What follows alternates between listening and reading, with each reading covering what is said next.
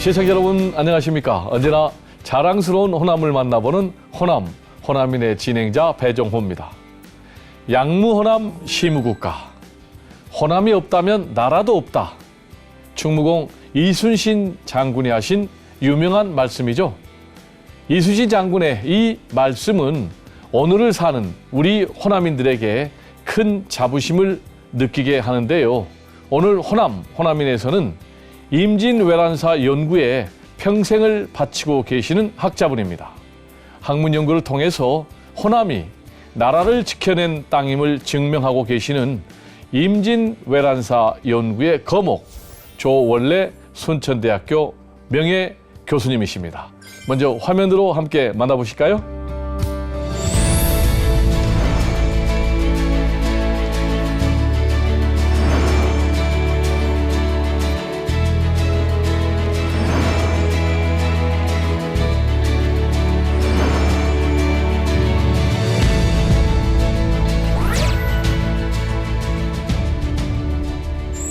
네, 교수님 안녕하세요. 네, 안녕하십니까? 네, 교수님 연세가 올해 우리 나이로 80이시라는데 아주 청년 같습니다, 기상이. 아이고, 특별히 건강 관리를 한다거나 네. 그런 건 없고요. 네, 오전에 제가 집에서 나오면은 네, 순천에 수달이 사는 동천이 있습니다. 네, 그 이제 동천을 쭉 따라서 네, 천변길을 따라서 연구실로 가죠. 네. 근데 이제 동천에서 또 옥천으로 네, 거기도 이제 물가예요. 네. 그러니까 이제 차량 통행이 거의 없는 네. 이제 청정 지역을 오고 가는 것이죠. 학문 연구하고 걷기 네. 이 두 가지가 네. 청년 같은 건강 관리 비결인데 출판하신 그 책 목록을 보니까 굉장히 많던데 몇 권이나 출판하셨습니까? 개인 저서, 연구서 이런 거 포함해서 한 30권 정도. 30권. 예. 네. 예, 논문이 한 120편 정도. 네. 예, 대체로 그렇습니다. 엄청난 이제 연구 실적이 있는데 그렇게 왕성한 연구 활동의 에너지의 비결은 뭘까요? 출생지가 이제 전남 벌교인데요. 네, 벌교하면은 꼬막, 예. 이것도 주먹으로 유명하죠. 네. 근데 벌교인데 임진왜란 7년 전쟁사의 주역이라고 하면은 네, 우리 호남이죠. 제가 태어나서 살아온 고장이 바로 전라도 호남이면서 네, 또 제가 대학에서 이제 역사교육과 전공을 했기 때문에 네, 근데 당시의 경우에는 제가 생각하기에 임진왜란의 역사가 현재 있는 이것은 아니다. 네, 왜?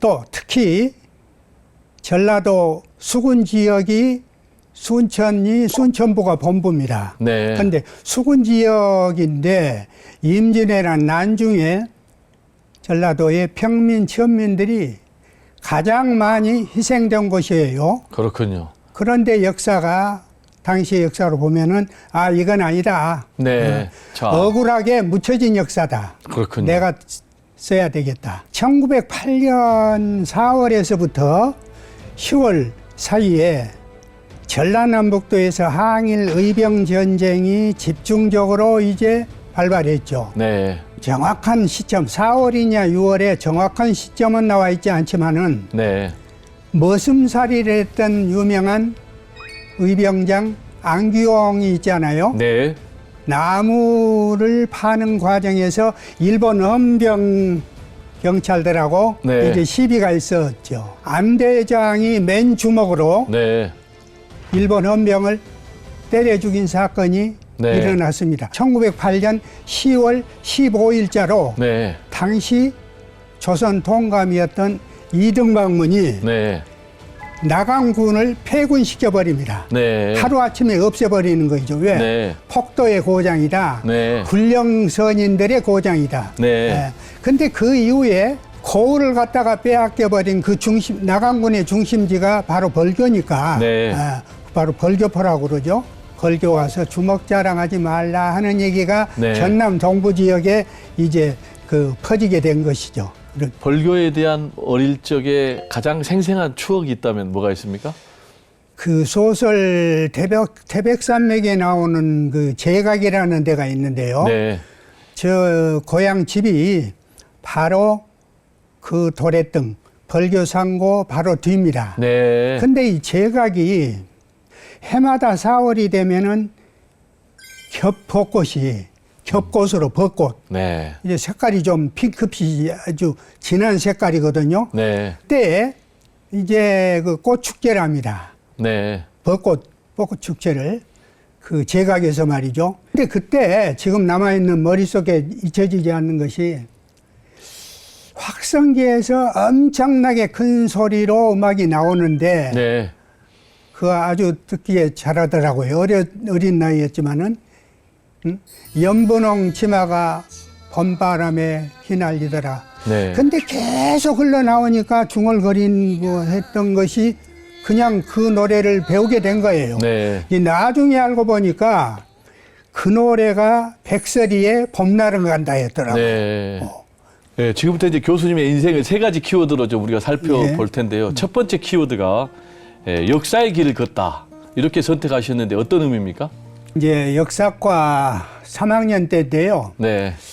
이은상 선생의 난중일 번역본이 네. 바로 1968년에 나왔습니다. 네. 그러니까 성웅 이순신 영화를 중학교 때 본 일도 있고 네. 관심도 많았고 네. 그래서 난중일기 번역본을 3일이 넘지 않았습니다. 네. 독파를 했는데 앞으로 임진왜란사에 집중적으로 좀 관심을 가질 필요가 있겠다 싶은 생각이 들었는데 네. 그래서 RT를 받는 3학년 때였거든요. 네. 근데 제도가 해병대 장교로 지원할 수 있는 그런 제도가 있었습니다. 네, 그런 여러 가지 이제 네. 궁금증들을 제대로 연구하기 위해서 해병대 장교로 지원했다.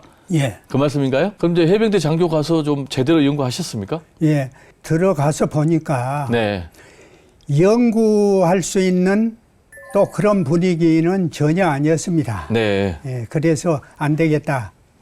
빨리 제대를 해야 되겠다 네. 싶어서 바로 제대를 하고 네. 이제 교직에 뛰어들었죠. 저 또 사범대학 교직에. 출신이니까요. 네. 네. 교직에. 예. 교직에는 몇 년 정도 봉사하셨나요? 중고등학교를 합해서 6년 정도. 네. 그중에서 특히 목포고등학교에 네. 5년 동안 제가 근무를 했습니다. 네. 우리 교수님께서 워낙 공부를 열심히 하니까 학생들도 따라서 공부를 열심히 했다고요. 열심히 공부를 하고 또 그걸 학생들한테 보여줘야 되겠다. 그런 생각에서 뭐 열심히 한 건 아니고요. 네. 석사 과정을 시작했는데 네. 다급한 것이 석사 논문을 써야 되지 않습니까? 네. 자율학습하면서 학생들 자율학습하는데 저는 앞에 교탁에 자료 깔아놓고 석사 논문을 썼죠. 네. 네. 그래서 그해 말에 네. 또 논문도 이제 완성을 했습니다. 네. 자, 네. 그리고 이제 두 번째 키워드로 좀 우리가 화제를 바꿔볼까 하는데요. 두 번째 키워드가 임진왜란사에 대한 새로운 해석이거든요. 그래서 아마 교수님께서는 교수님 나름대로 임진왜란사에 대한 해석이 있는 것 같은데 보니까 최근에 그 영화가 있었잖아요. 이순신 3부작. 굉장히 히트를 친 무려 1,000만 관객이 이 영화를 봤는데 이 영화에 좀 뭐 잘못된 부분이 있다고요? 교수님 시각에서는?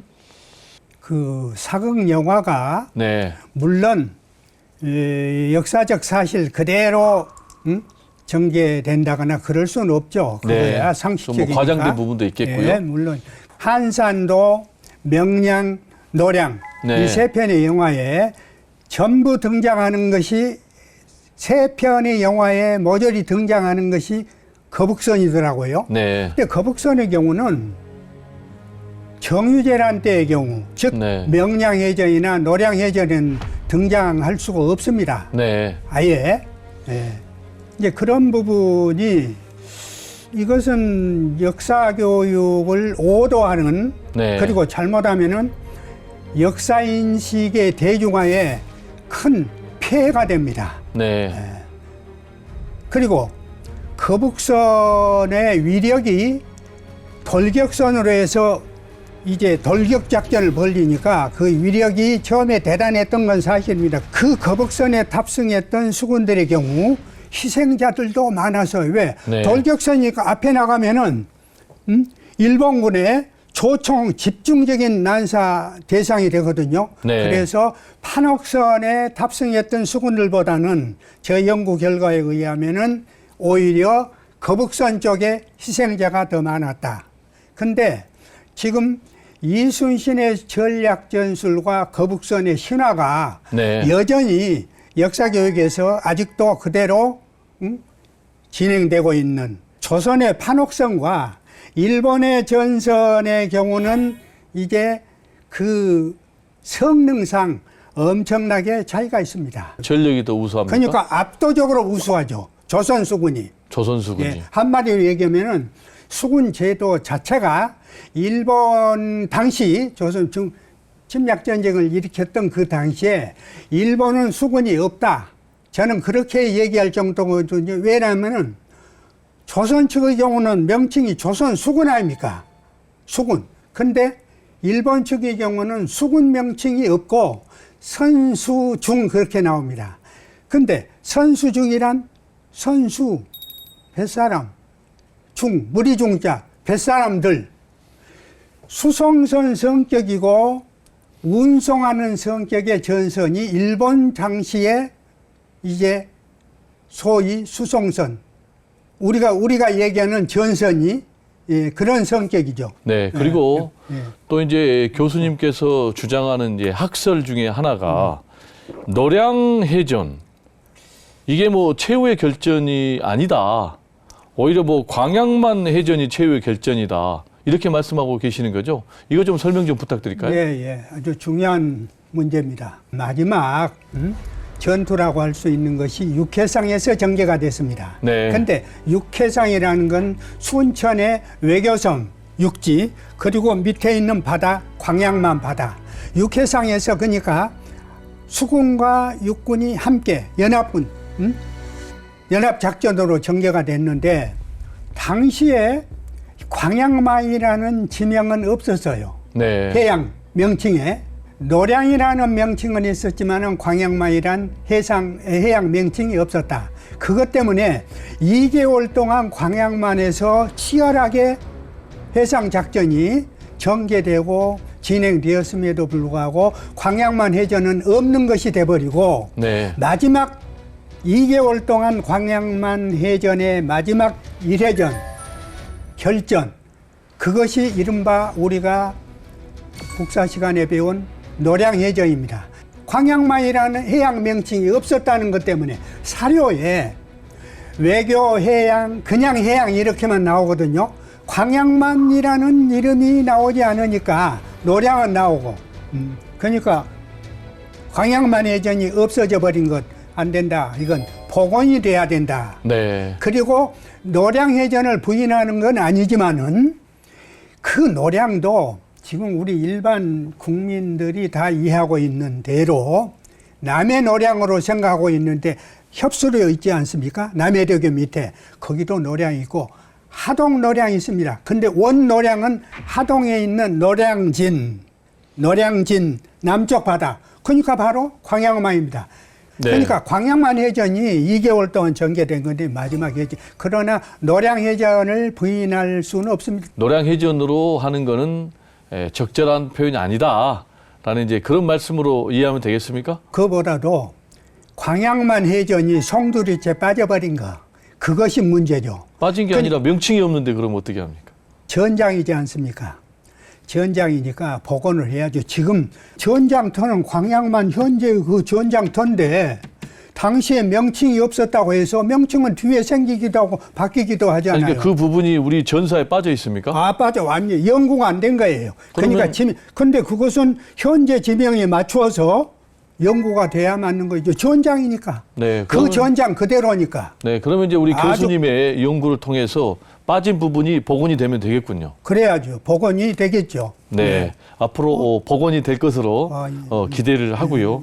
그 다음에 우리 교수님께서 또 연구를 통해서 중요한 그 개념 하나를 또 끄집어내셨는데 우리 이제 임진왜란사에서 이 해병의병, 그죠?